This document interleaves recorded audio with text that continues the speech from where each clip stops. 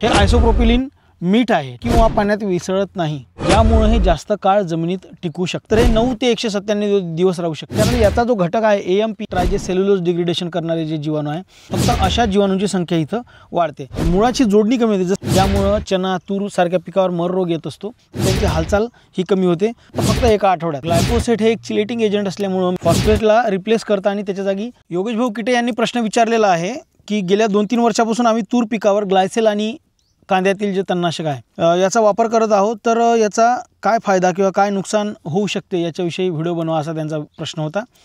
तर मंडळी मी आज फक्त ग्लायफोसेटवर बोलणार आहे, कारण ग्लायफोसेट मी ज्या शोध घेतला थोडासा तर लक्षात आलं की ग्लायफोसेटच एवढा मोठा विषय आहे की याला खूप वेळ लागणार आहे। त्यामुळे ग्लायफोसेटबद्दल थोडक्यात धावतं सांगण्याचा प्रयत्न करतो। 41% ग्लायफोसेट हे आयसोप्रोपिलीन मीठ आहे, ठीक आहे, हे मीठ आहे। त्यानंतर हे मातीमध्ये लवकर निष्क्रिय होते, मातीच्या कणावर चिटकते व सूक्ष्मजीवाणूंद्वारे हे विघटित सुद्धा केले जाते।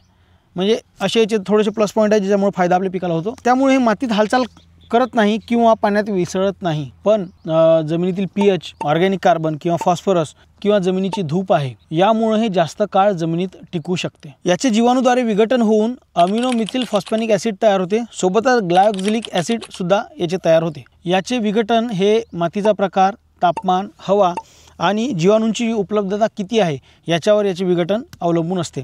आता आपण मातीमध्ये जर विचार केला तर हे 9 ते 197 दिवस राहू शकते, परंतु हेच जर आपण मैदानात जर याचा वापर करतो म्हटलं, म्हणजे जिथं पोरं क्रिकेट वगैरे खेळतात अशा ठिकाणी जर वापर केला तर हे 47 दिवसापर्यंत त्या मातीमध्ये टिकू शकते।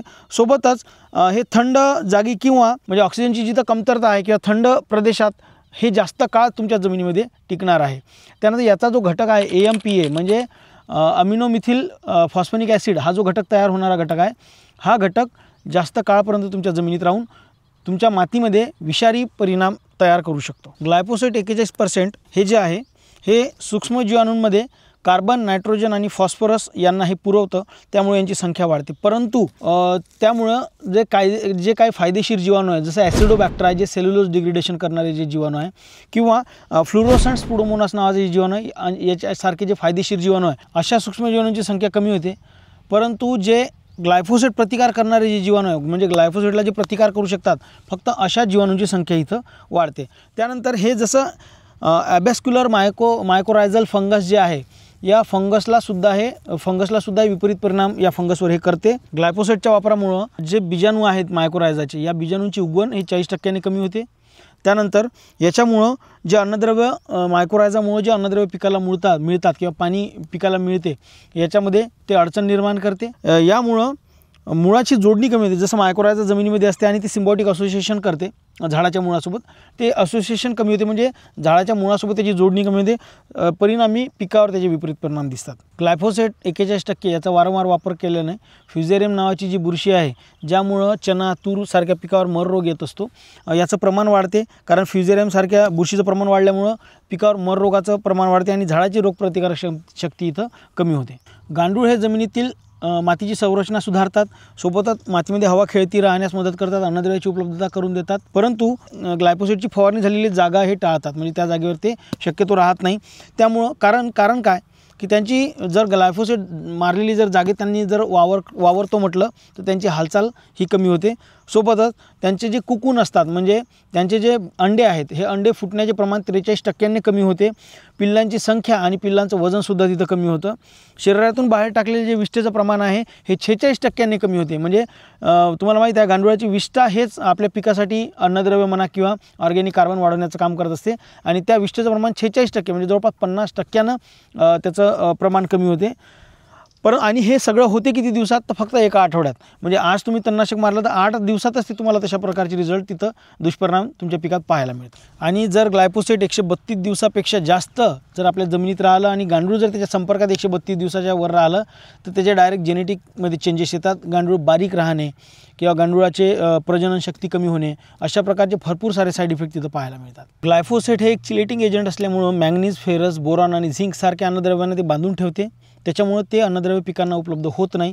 सोबतच फॉस्फरस सारख्या अन्नद्रव्यासोबत हे करते, स्पर्धा करते। म्हणजे समजा मातीच्या कणावर जिथं फॉस्फरस चिपकलेला असतो, तर अशा ठिकाणी याचा ग्रुप आणि फॉस्फेटचा ग्रुप सारखा असल्यामुळं, फॉस्फेनिक ग्रुप असल्यामुळं हे काय करतं, फॉस्फेटला रिप्लेस करतं आणि त्याच्या जागी स्वतः तिथं ग्लायफोसेट चिपकून जातं आणि पिकाला ग्लायफोसेटची गरज नसते, पिकाला गरज असते फॉस्फेटची.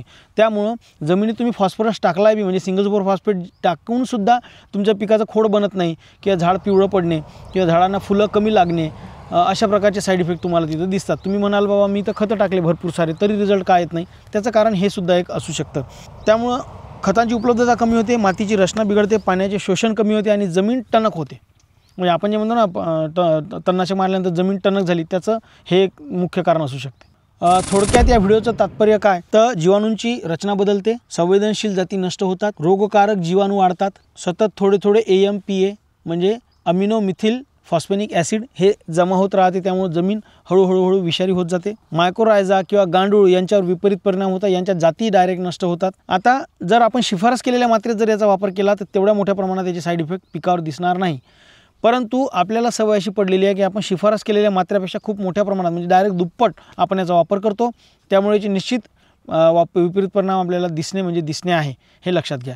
मंडळी, मी असं म्हणत नाही की ग्लायफोसेट वापरूच नका, परंतु याचा जर तुम्ही याची जी शिफारस केलेली आहे शिफारस मात्रेत जर तुम्ही याचा वापर केला तर निश्चितच दुष्परिणाम तर होतील, पण खूप कमी प्रमाणात होईल, जेणेकरून तुमचं जमिनीचं आरोग्यसुद्धा राखलं जाईल, जीवाणू, मायक्रोरायझा, गांडूळ यांचासुद्धा तुम्ही संरक्षण कराल, सोबतच पिकाच्या उत्पादनात वाढ झालेली सुद्धा तुम्हाला दिसेल. बऱ्याच शेतकऱ्यांचे बरेचसे अनुभव आहे की शेतकऱ्यांनी म्हणजे सायमध्ये मी ग्लायसेल मारलं किंवा मी तणनाशक मारलं, तिकडं वेगळंच पीक दिसते आणि जिकडं मारलं नाही तिकडं पीक वेगळंच दिसतं. ओव्हरऑल इकडं तणनाशक कमी मारण्यात आलेलं आहे. खाली पहा, तुम्हाला तण कुठंच दिसत नाही, ठीक आहे. आणि वरतं जर तुम्ही पाहाल तर वरतं झाड किती बहरलेलं दिसते आणि ज्या भागात आपल्याला तणनाशक म्हणजे तण खूप वाढलेलं आहे त्या भागातलं परत एकदा तुम्हाला दाखवून देतो. ज्या भागात तणनाशक खूप मोठ्या प्रमाणात मारलेलं आहे त्या भागातली आता इथून पहा तणनाशक किती मोठ्या प्रमाणात तण दिसते तुम्हाला बुडात, ठीक आहे. जवळून दाखवतो वाटल्यास थोडंसं, ठीक आहे. आणि झाड पाहून घ्या, ठीक आहे. आणि हे तण पाहून घ्या, परत तणाचं प्रमाण आणि झाडं पाहून घ्या कसे कमजोर आहे. बरं, याच नाही तर आपण पुढच्या लाईनमध्ये जाऊ. इथं तण पहा किती मोठ्या प्रमाणात तण आहे, तणनाशक, कारण इथं तणनाशक मोठ्या प्रमाणात मारलेलं आहे. जसजसं आपण पुढं जाऊ जिथं जिथं तणनाशक कमी मारलेलं आहे तिकडं रिझल्ट पाहू शकतो आपण. ते हा स्वतः तुमचासुद्धा अनुभव आहे, म्हणून यामध्ये भर टाकण्यासाठी मी तुम्हाला ही माहिती पुरवलेली आहे. माहिती कशी वाटली कमेंटमध्ये जरूर कळवा. धन्यवाद.